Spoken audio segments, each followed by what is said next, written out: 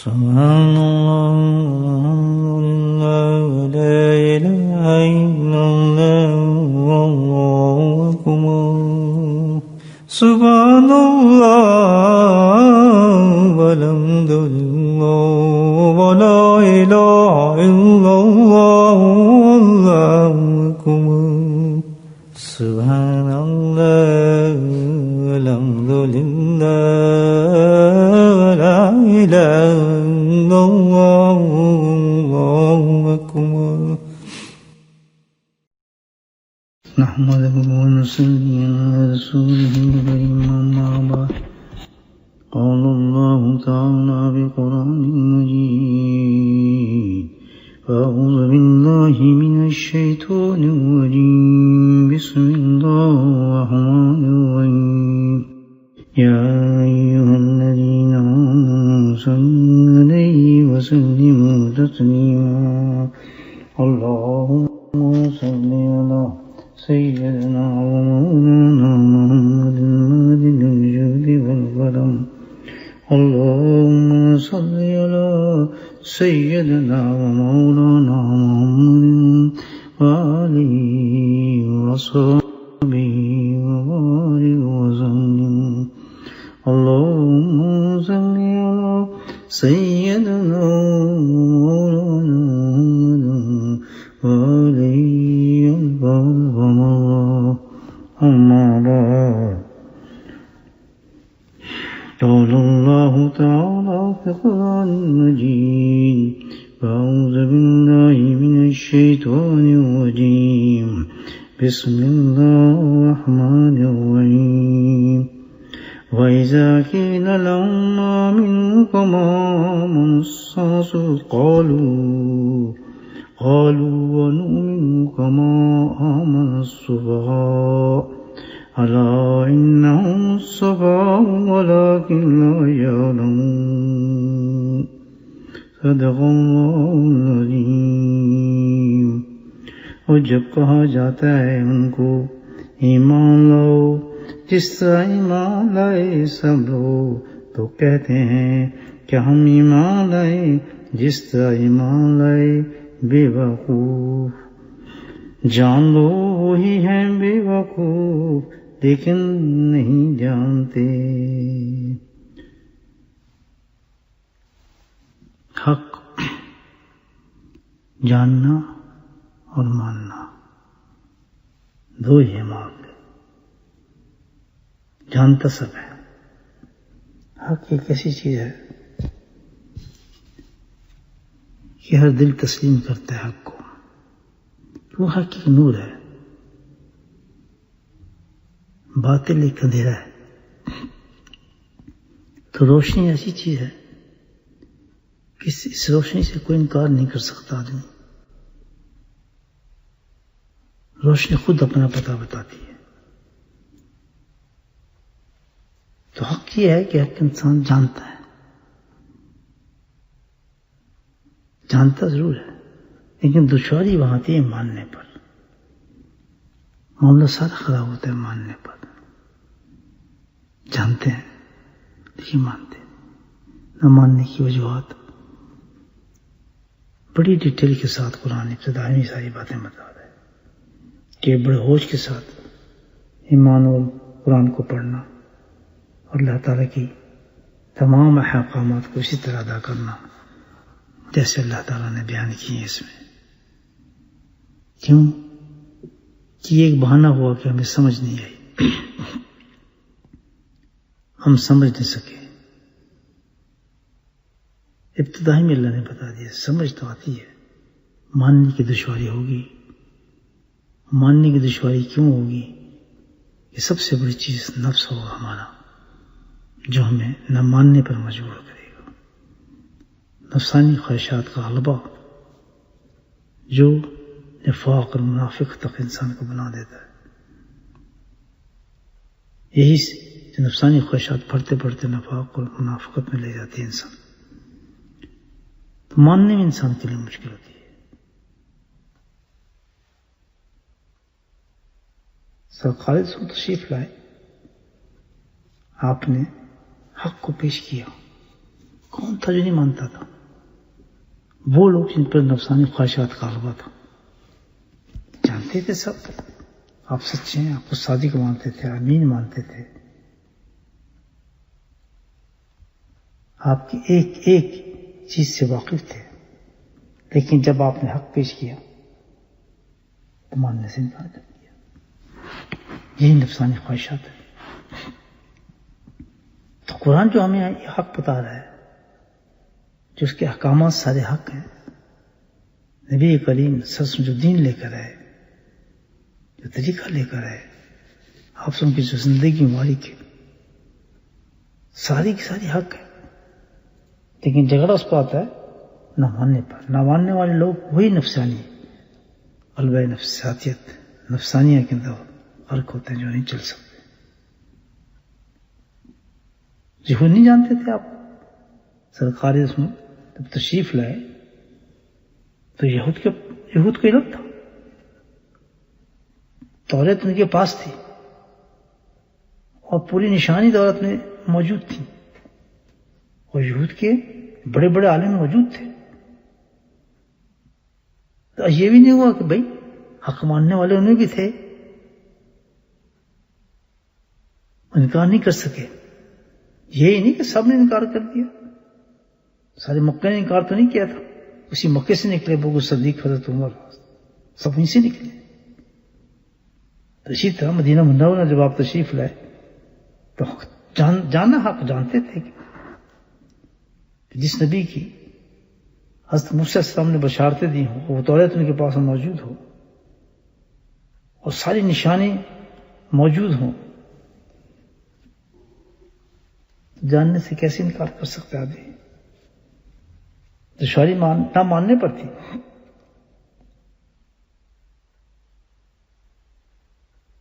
تو آپ تشریف لائے مدینہ منورہ میں تو سارے یہود کے بڑے بڑے علماء نے مشورہ کیا، وہ آپ سے ملنے کے لیے ہے. معلوم تو تھا ان کو.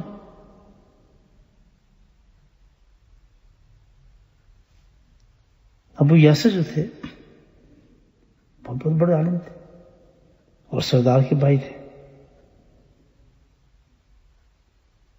یہودیوں کا بہت بڑا سردار تھا.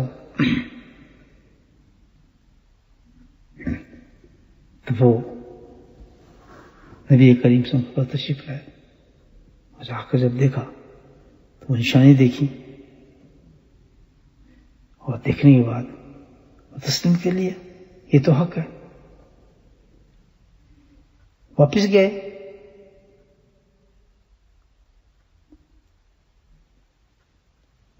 اعلان کیا ہوں اپنے قبیلے میں جا کے کہ بھائی جس کا ہم منتظر تھے، جو نشانی ہم دیکھ رہے تھے، وہ تشریف لے آئے ہیں. حاضر نبی الذی کنا ننتظر، جس کا ہم انتظار کر رہے تھے، وہ یہی وہ نبی ہیں جس کا انتظار کر رہے تھے. مخالفت نہ کرو اور اطاعت پہ آ جاؤ ان کے. لیکن ان کا بھائی جو حی بن عطب تھا، وہ سردار تھا قوم کا، وہ کیسے مانتا؟ تو ساری قوم نے اسی کی اطاعت کی. یہ بھی لوگ تھے اس وقت. اور صاف جب اس کا بھائی کہہ رہے ہیں نہیں ماننے کی وجہ وہی نفسانی خواہشات غلبہ. بیگی نے اپنے عباس رضی اللہ عنہ سے روایت فرمایا کہ ایک یہودی عالم تھا، نبی ان کی خدمت میں حاضر ہوا، اور کیا جب پہنچا تو آپ سورہ یوسف کی تلاوت فرما رہے تھے. تو اس نے پوچھا یا محمد صلی اللہ علیہ وسلم، یہ صورت آپ کو کس نے تعلیم دی ہے؟ کہاں سے سیکھی آپ نے صورت؟ آپ نے فرمایا اللہ نے مجھے تعلیم دی. اس کو بڑا تعجب ہوا اور وہ یہودی فوراً یہود کے واپس کیا اور جا کر کہا کہ محمد صلی اللہ علیہ وسلم جو قرآن پڑھتے ہیں وہ تو ایسی کتاب معلوم ہوتی ہے کہ جیسے ہماری تورات جو موسیٰ علیہ السلام کو نازل ہوئی تھی. اور پوری ایک جماعت کو اس نے جمع کیا اور جمع کر کے آپ کی خدمت میں حاضر ہوا. اور سارے جب وہاں پہنچے سبحان اللہ تو سب نے جا کے اسلام قبول کر لیا. جب انہوں نے سوچ وہ سب سنی، آپ نے پڑھی، تو سب نے اسلام قبول کر لیا، تو حق پہنچ گیا، قلبانی و نفسانی خواہش کا، تو انہوں نے قبول کر لیا اس کو۔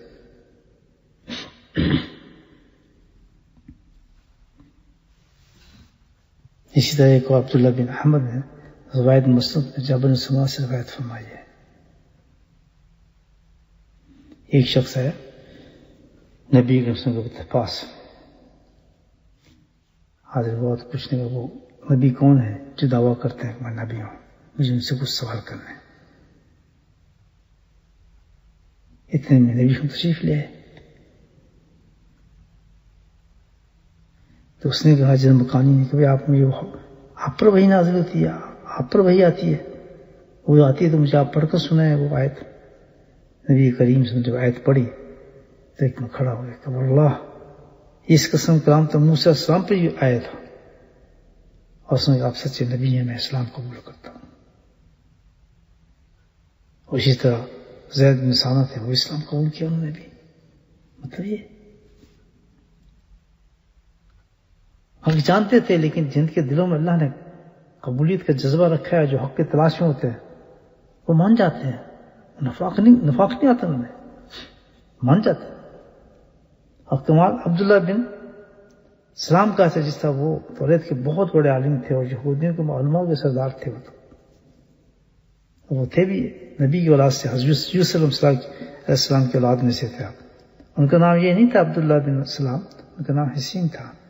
یہ نام تو نبی کریم صلی اللہ علیہ وسلم آپ نے رکھا ان کا نام۔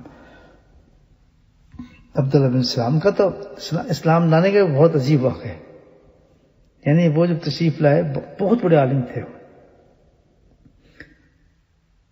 تو وہ تو آتے ہی انہوں نے کوئی نشانی پوچھنے کا موقع ہی نہیں ملا، کوئی بات کرنے کا موقع نہیں ملا، وہ تو خود ہی آتے ہی زبان سے فوراً نکلا فلما رأیت وجه عرفة ان وجهي ليس بوجه الكذاب، آگے بات کیا کروں، اس چمکتا ہوا چہرہ، تابانی چہرہ تو خود گواہی دے رہا ہے کہ آپ اللہ کے نبی ہیں۔ اس سے آگے میں آپ سے کیا نشانی مانگ سکتا ہوں، کیا نشانی ہو سکتی ہے؟ خود آپ کا چہرہ مبارک جو ہے وہ سب سے بڑی نشانی مجھے سامنے نظر آتی ہے۔ بے حق کیسے چھپ سکتا ہے، مجھے آپ بتائیں۔ نبی پاک نے بڑا اچھا واقعہ ان کا، مجہود سارے مانتے تھے ان کو، سردار مانتے تھے۔ آپ سے سنے ان سے کہا کہ تم کمرے میں آ جاؤ، اور پھر میں ان سے تمہارے بارے میں سوال کرتا ہوں کہ تمہیں کیا مانتے ہیں، اب پھر دیکھتے ہیں آپ کی بات کیسے تسلیم کرتے ہیں۔ پتہ چل جائے کہ مانتے ہیں لیکن حق جانتے ہیں لیکن مانتے نہیں۔ آپ صلی اللہ علیہ وسلم نے عبداللہ بن سلام کو ایک کمرے میں بٹھا دیا، کوٹری میں تمام علماء کو جمع کر دیا یہود کے، اور ان کو دعوت دی۔ تو انہوں نے سرکاری سے فرمایا کہ عبداللہ بن سلام تم مجھ پر ایمان لے آئے اور مجھے نبی پر حق مانے اور مجھ پہ یقین کرے، تو کیا تم اس کی بات مانو؟ یہود نے کہا عبداللہ بن سلام کبھی اسلام لا ہی نہیں سکتے، وہ کیسے اسلام لا سکتے؟ آپ نے بالفرض اسلام لے آئے۔ یہود نے حاشا اللہ، کبھی مسلمان ہو ہی نہیں سکتے، ہم مان نہیں سکتے کہ مسلمان ہیں، تو ہمارے سب سے بڑے سردار ہیں، سب سے بڑے عالم ہیں، یہ کیسے ہو سکتا ہے اسلام لے آئے؟ وہ تو ان کی بے انتہا عزت کرتے ہیں، بڑی تعریفیں فکر کی ان کے بارے میں، وہ تو ہمارے چیف ہیں، آگے چلتے ہیں، ان کے سردار ہیں، ہمارے عالم ہیں۔ آپ نے فرمایا ابن اسلام باہر نکل آؤ۔ تب ابن اسلام باہر کمرے سے باہر جو ہے اور یہ کہتے ہوئے اشہد ان لا الہ الا اللہ واشہد ان محمد رسول اللہ، اور یہود سے مخاطب فرمایا کہ اے یہود، خدا سے جو تم جانتے ہو کہ یہ اللہ کے رسول ہیں، حق لے کر آئے ہیں، تسلیم کرو ان کو، بس کرنا۔ یہ تو یہ فوراً ان کے خلاف ہو گیا، جس کو ابھی تعریف کر رہے تھے عبداللہ بن سلام کی کہ یہ تو ہمارے بہت بڑے عالم ہیں، ان کو انہوں نے پورا بلا کہنا شروع کر دیا اور باہر نکل گئے۔ میمون یابین اس طرح کے یہود میں سے تھے،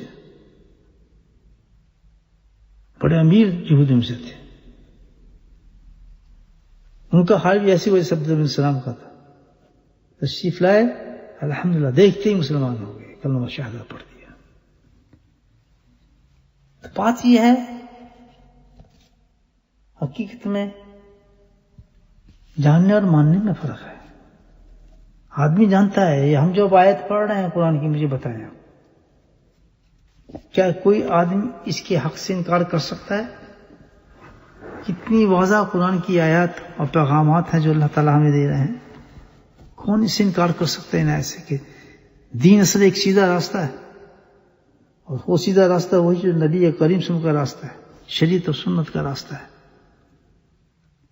اس کے ماننے والی کامیاب ہوں گے، وہی کامل مومن ہوں گے جو نبی پر راستے پہ چلیں گے۔ یہ قرآن بتا رہا ہے، ابتدا میں بتا رہا ہے تاکہ آئندہ کو جھگڑا نہ ہو، بس آرام سے اپنے عقائد کو پکا کرنے، بنیاد پکا کر کے قرآن کے سارے احکامات پہ عمل کرتے چلے جائیں۔ لیکن خود سوچیں آپ کہ کتنے لوگ مان رہے ہوں گے ان آیات کو اور سمجھ رہے ہوں گے۔ یہیں سے ہم اپنا فیصلہ کر سکتے ہیں نفاق کا اور ایمان کا۔ اگر یہ آیات ہمارے دل میں اتر رہی ہیں اور ہم تسلیم کرتے ہیں اس چیز کو الحمدللہ کہ بالکل حق اور سچ قرآن بتا رہا ہے، اور پتلے بتا رہے ہیں قرآن کی باتوں سامنے ہمارے، اور ہمارے طرز زندگی، ہماری لائف، ہماری زندگی بالکل مختلف ہے۔ وہ ساری نفاق کی باتیں جو قرآن بتا رہا ہے، کھل کر بتا رہا ہے، وہ ساری چیزیں مطلب بین ہمارے اندر نظر آتی ہیں۔ ہے کوئی تسلیم کرنے والا؟ آج ہی کوئی تسلیم کرتا ہے الحمدللہ مان کے اعلیٰ درجے پر پہنچ جاتا ہے۔ تو قرآن نہیں بتا رہے یہ بات، لیکن جان تو ہے، مانتی کیوں نہیں؟ وجہ وہی ہے نفسانی خواہشات۔ کیا چیز روکتی ہے ماننے سے؟ آپ یہ دیکھیں، سب سے بڑی چیز جو ہے دنیا روکتی ہے انسان کو۔ نہ ماننے کی سب سے بڑی وجہ ہے کہ دنیا کیا کہے گی، کہ یہ نفسانی خواہشات کا غلبے کا سب سے بڑا پہلو یہ ہے کہ وہ دنیا داری، خوف دنیا، ڈرپوک، لوگوں سے ڈر کے اندر ہے موجود سارا کہ ہم غلط کرتے ہیں، مانتے ہیں چیز کو، لیکن دنیا کیا کہے گی، دنیا کا ڈر، لوگوں کی مخالفت، دنیا کیا کہے گی۔ بس اس چیز سے انہوں نے ایک راستہ جو اپنا لیا وہ مصلحت اندیزی کا، حکمت پہ حکمت ہے، مصلحت اندیزی کام کرنے، حالات کے ساتھ چلیں، دنیا کے ساتھ چلیں، نفس کو بھی خوش رکھیں، دنیا کو بھی خوش رکھیں، اور کچھ دین پہ عمل کر لیں، یہ دنیا بھی ہو گئی، یہ دین بھی ہو گیا۔ یہ ایک الگ خود ساختہ ایک دین آج کے زمانے میں پروان پہ چڑھ گیا ہے،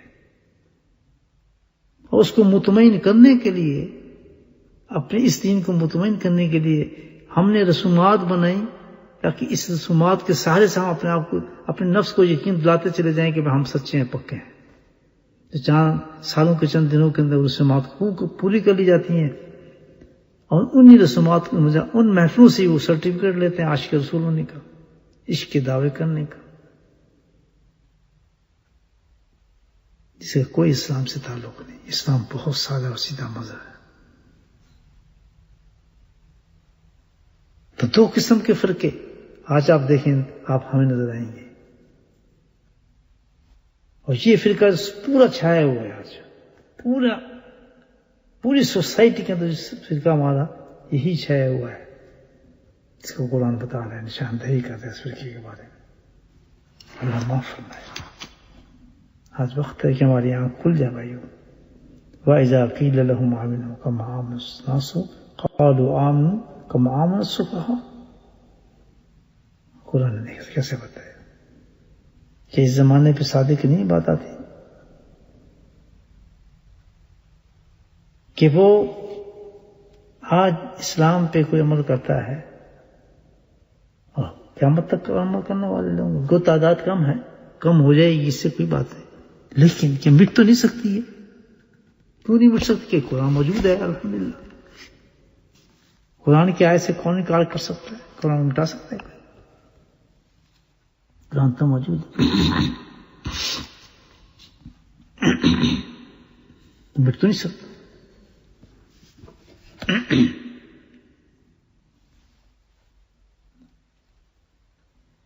اللہ اکبر. یہ نفسانی خواہشات اور دنیا سے ڈرنے والا آدمی، دنیا سے ڈرنے والا طبقہ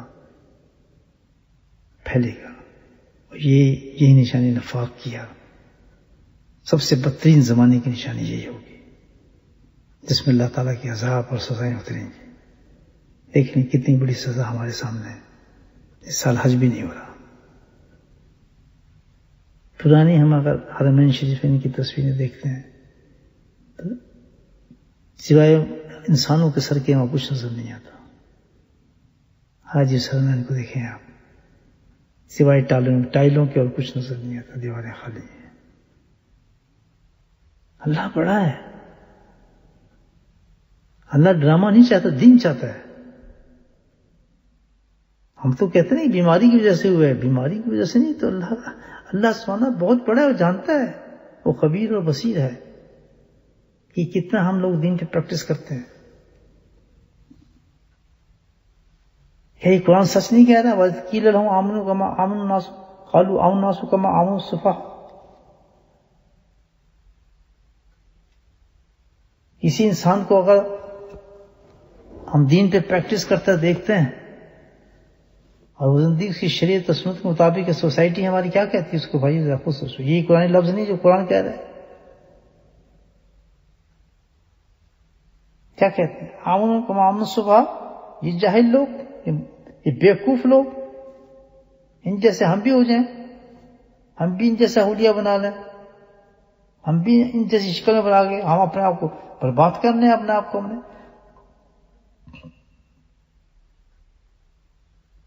یہ کون سا دین نکال رہے ہیں؟ نیا دین نہیں نکال رہے، ہم بھی بدنام کرتے ہیں. یہاں تک کہتے ہیں کہ ان کی وجہ سے ہم بھی بدنام ہو رہے ہیں، اور اپنے آقاؤں کی طرف اشارہ کرتے ہیں. یہ ہم پہ بھی ہنستے ہیں، یہ ہم بھی ایسے کہتے ہیں. ان کو راضی کرنے کے لیے انتہا درجے تک جاتے ہیں، انتہا درجے تک جاتے ہیں. قرآن کہہ رہے ہیں ایسا مت کرو. ہاں کیا قرآن بتاتے ہیں باتیں بھائیو؟ نظر نہیں آ رہا تمہارا خانہ کعبہ چھین لیا گیا؟ نظر نہیں آتا تمہاری مسجدیں ختم کر دیں گے؟ اپنے رمضان کا حال ہم نے نہیں دیکھا؟ وہ کہاں گیا قرآن؟ وہ قرآن اللہ کا ہے. کدھر گئے وہ فاسٹ مانے والے؟ کدھر نہیں ہو رہا ہوں؟ مجھے بتائیں کدھر ہے وہ مجمع؟ وہ سب سے بڑا جو ہمارا سب سے بڑا مجمع اسلام کا جو ہے حج، عرفات، مینا، وہاں خاموشی کیوں ہے؟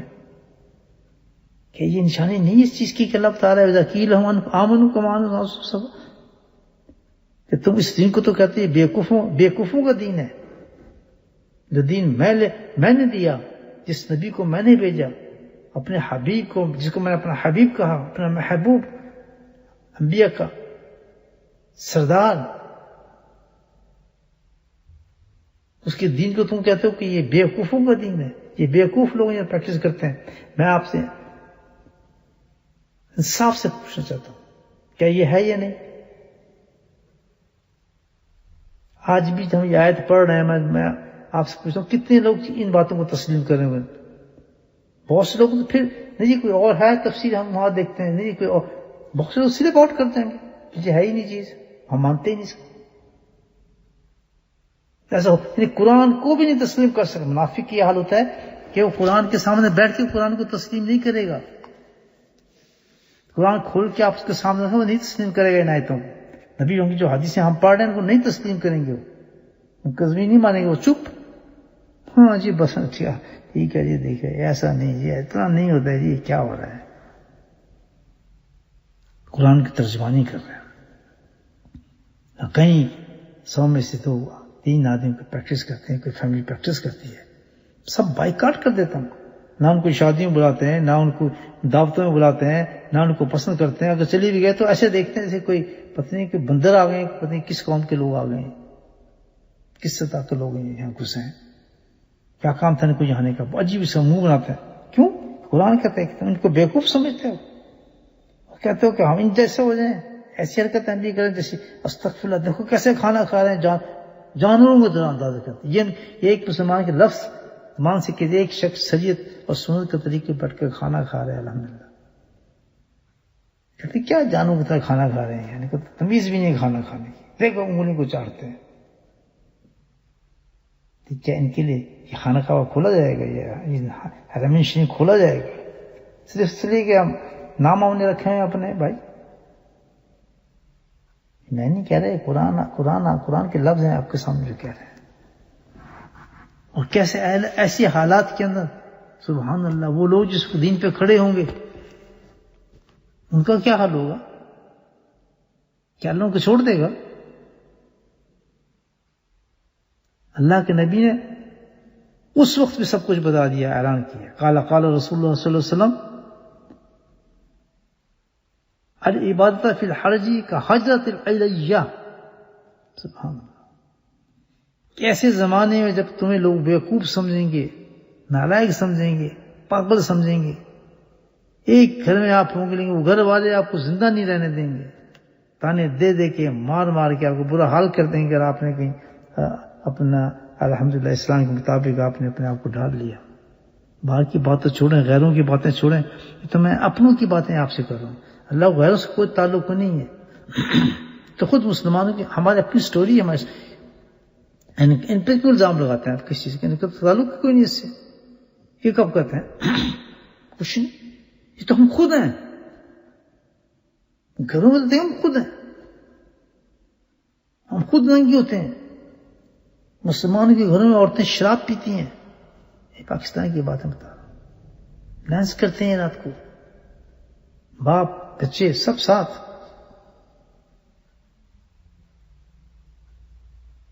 اور جب حالات اللہ کے عذاب ہوتے ہیں اور پھر کھول کے پڑھتے ہیں سورہ یاسین. سورہ یاسین نہیں، آپ کے دل میں ابھی ایمان اللہ نے رکھا ہے، توبہ کر لیں. اللہ کی قسم توبہ کر لیں، سب معاف کر دے گا اللہ تعالیٰ. نہ کوئی سورہ یاسین کام کرے گی، نہ کوئی آپ کے دلوں کوئی بھی عمل کام نہیں کرے گا، وظیفہ کام نہیں کرے گا. ایک ہی کام ہے. آج بھی اللہ تعالیٰ ہمیں اس قرآن کے ذریعے سبق دے رہے ہیں کہ توبہ کر لو، توبہ کر لو، سچی ایک اچھی موت اختیار کر لو. صاحب سبحان اللہ، آج یہ ایک فون آیا مجھے، دیکھیں یہ ایسے لوگ دنیا میں، اسی ملک کی بات کر رہا ہوں آپ سے. ایک خاتون کا انتقال ہوا ہے آج ہمارے حلقے میں سے. ان کی والدہ ہے، خاتون ان کی والدہ ہے، بڑی نیک اور صالح عورت تھی. وہ سبھی ہوتے ہیں نیک اور صالح، پتہ تصویر پکڑ لی نیک اور صالح، لیکن وہ ایسی نہیں. وہ کون تھی؟ قرآن کی زبان میں جس کو ہم بیوقوف کہتے تھے، جس کو یہ زمانہ بیوقوف کہتا ہے، اس کی بات بتا رہا ہوں کہ وہ کتنا بڑا عقل مند ہوتا ہے. سبحان اللہ. پتا تھا جب دنیا سے جاتا ہے نا، اس وقت پتہ چلتا ہے کہ بیوقوف تھا یا عقل مند تھا. اس سنت پہ چلنے والا عقل مند تھا یا بیوقوف تھا، اس وقت پتہ چلتا ہے جب انسان دنیا سے جاتا ہے. جس کو ہم بیوقوف سمجھتے تھے، اس کی موت دیکھیں گے دنیا سے کیسے گئی وہ خاتون. سبحان اللہ. ایک آئیڈیل موت جس کا قرآن کی تفسیر اس نے کی ہے.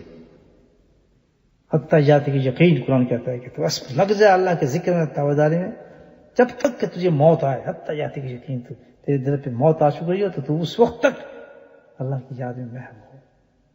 صبح کا وقت ہے آج، جیسے اللہ تعالیٰ، اللہ کا فضل، اللہ کا کرم، میرے شیخ کا صدقہ، ہم کس قابل، یہ سب اللہ کا کرم ہے، اللہ کا فضل ہے.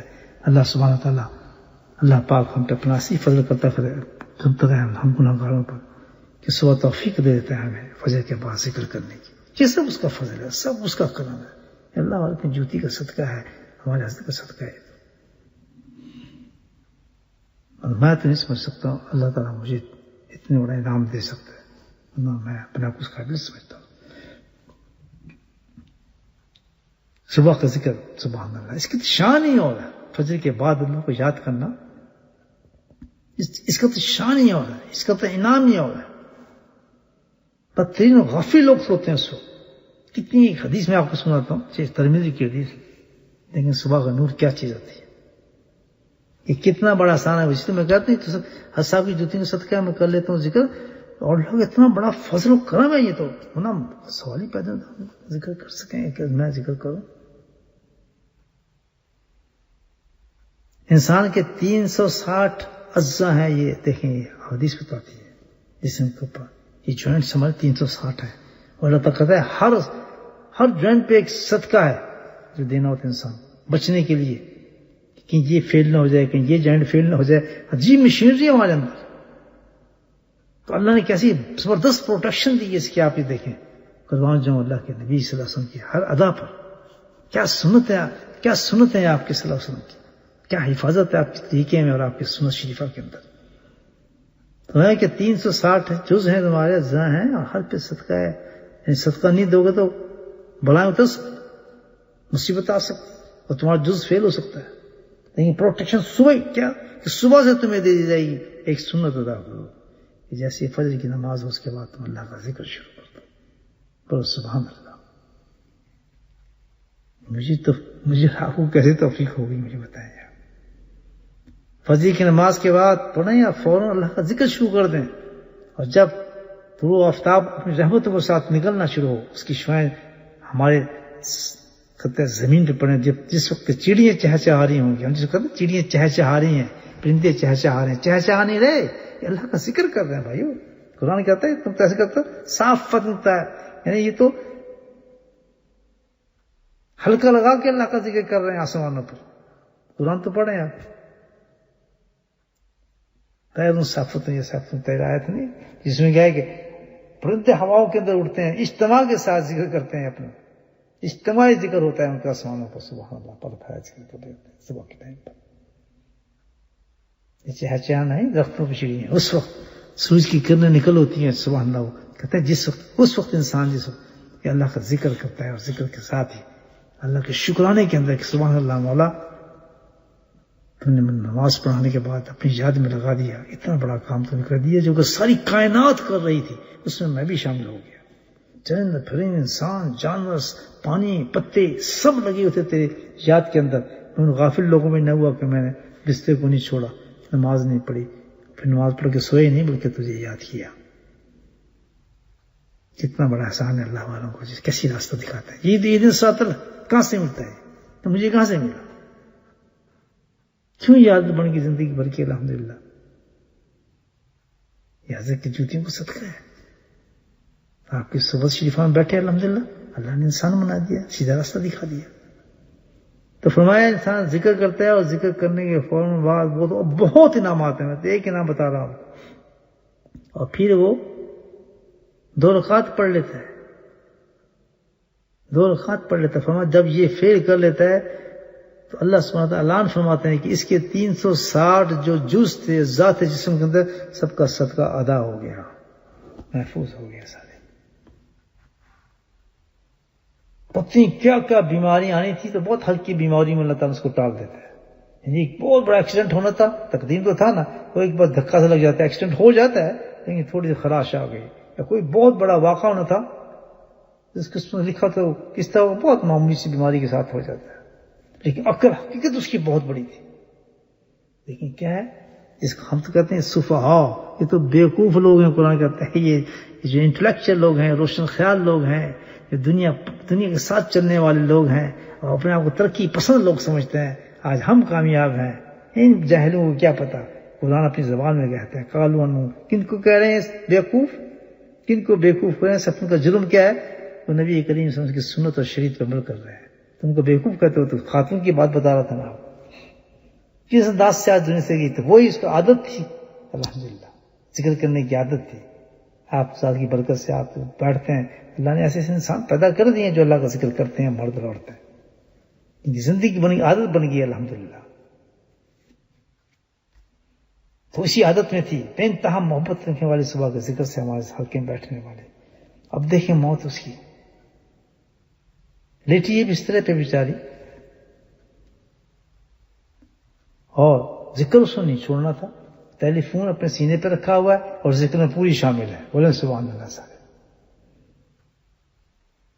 ہم جس طرح لیٹی ہے, وقت ہے تو مجھے بتایا کہ ان کے رشتہ داروں نے فون کر کے بتایا ہے لیٹی ہیں, صبح کا وقت ہے, ذکر نہیں چھوڑا, بے شک تکلیف ہوگی ان کی, بیمار ہوں گی, لیٹی ہیں لیکن سینے پہ میں اپنا ٹیلی فون رکھ لیا اور ہمارے ساتھ ذکر میں پورا شامل ہیں, کلمات پڑھ رہی ہیں. سبحان اللہ. تو سورج غروب نکلا, طلوع ہوا, کرن آئی, جیسے کرنیں چھائیں, ذکر کی آوازیں بند ہوئی تو ان کی جان بھی اللہ کی رحمت میں چلی گئی. حسبنا اللہ کہتے ہوئے کیا موت ہو گئی جا رہی, کہتی لا حول ولا قوت الا باللہ لا الہ الا انت سبحانک انی کنت من الظالمین. سبحان اللہ وبحمدہ سبحان اللہ العظیم, سبحان اللہ والحمد للہ ولا الہ الا اللہ واللہ اکبر. اللہ اکبر. تو ہم ان کو کیا کہتے ہیں؟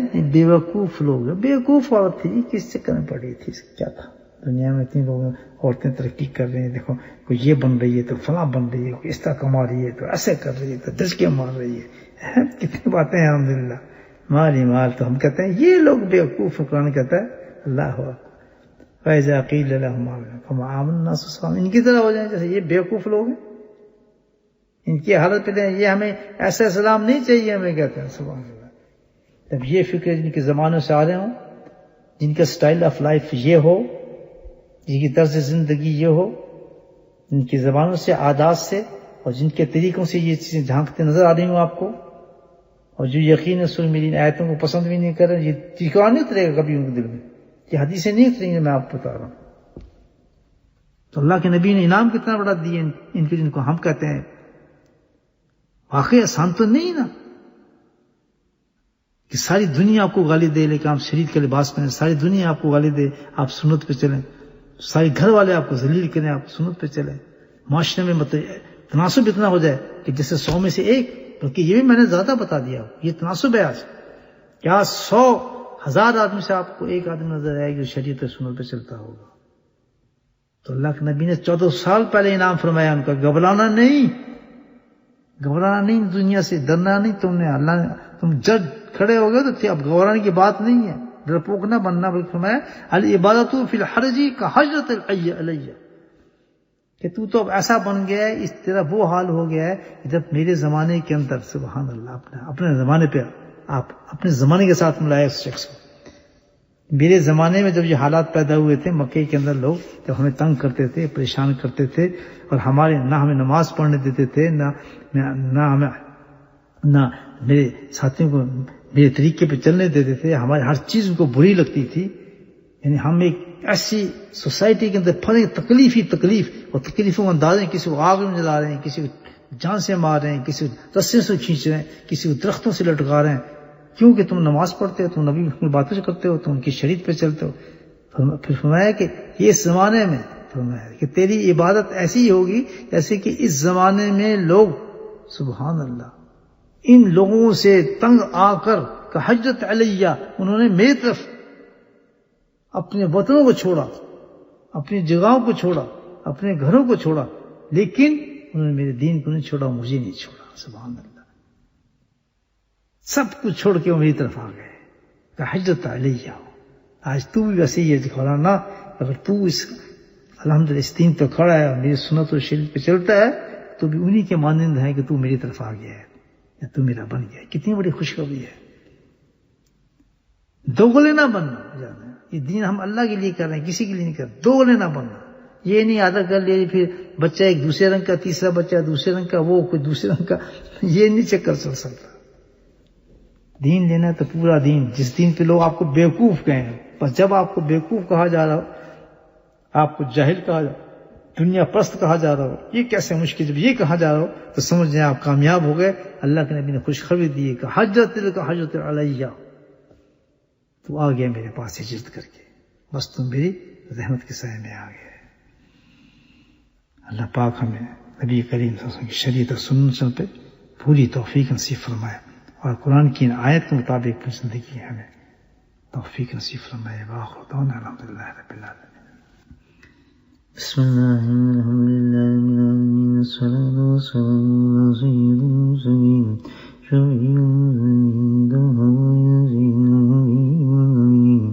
اللہم صلی علی سیدنا مولانا محمد النبی وأزواجه أمهات المؤمنين وذريته وعباده كما صليت على آل إبراهيم إنك حميد مجيد وسلم تسليما دائما أبدا كثيرا كثيرا كثيرا.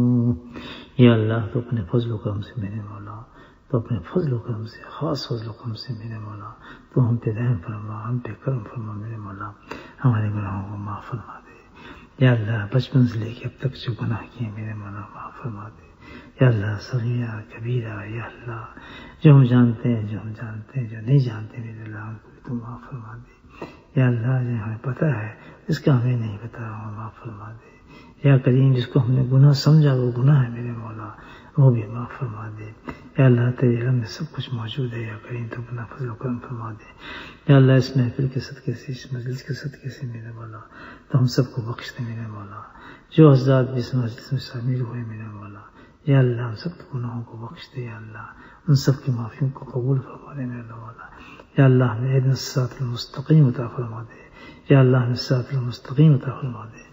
یا اللہ صراط مستقیم والا دین عطا فرما دے. یا کریم بھلائی اس میں ہے. یا اللہ بھلائی دین اور دنیا کی اس میں ہے میرے مولا. باقی تجھ سے بس دوسری چیزوں میں سب کچھ میرے مولا بربادی ہے. دنیا بھی برباد ہے، آخرت بھی برباد ہے. ساری بے سکونی اور سکونی ہے میرے مولا. یا اللہ نفس و شیطان کے چنگل سے ہمیں نکال دے میرے مولا. یا اللہ جو خوف اور ڈر ہے ہمارے پر دین پہ چلنے کا میرے مولا، یا وہ خوف اور ڈر ہمارے سینے سے نکال دے میرے مولا. یا اللہ دین پہ ہم چلاؤ، دین ہم پہ آسان فرما دے. ہدایت ہم پہ آسان فرما دے. یا اللہ چلنا ہم پہ آسان فرما دے. یا اللہ تیرے دین پہ چل کے ہمیں خوشی محسوس ہو میرے مولا، راحت محسوس ہو، فرحت محسوس ہو. جب بھی میں نیک کام کروں یا اللہ، جب بھی ہم نیک کام کریں تو میرے مولا راحت اور خوشی محسوس ہو. یا اللہ جب برائی کریں، تیری نافرمانی کریں تو میرے مولا ہمارے دلوں پہ وہ بوجھ بن جائے تاکہ ہم اس کو ترک کر سکیں اور اس تک استغفار کر سکیں اور توبہ کر سکیں میرے مولا. یا اللہ بناوٹی دنیا سے ہمیں بچا لے. یا اللہ ہمیں دنیا دار نہ بنا، دین دار بنا دے. ہمارے بچوں کو دین دار بنا دے. یا اللہ نفاق نکال دے. یا اللہ دو رخ نکال دے. یا اللہ دو چالیں نکال دے. یا اللہ ادھر اور ادھر کا معاملہ نکال دے. بس ایک ہی طرف میرے مولا ہمارا رخ پھیر دے، اور رخ تو ان سب ایک ہی ہے وہ میرے مولا اس صراط مستقیم کا ہو میرا. یہ سب شیطانی دھوکے جو ہمارے راستے میں ہیں، دنیا میں لے لو، آخرت بھی لے لو، فلاں بھی لے لو، یہ بھی لے لو، اے میرے مولا سب یہ ساری کیفیات حالات ہمارے دل سے نکال دے میرے مولا. یا اللہ اس خاتون کا آج اتنا بڑا میرے مولا اس نے ذکر کے ساتھ تم نے اس کو اپنے پاس بلایا یا کریم، کتنی شان والی وہ عورت ہوئی میرے مولا تو تیرا نام لیتا ہوا تیرے پاس پہنچی میرے مولا.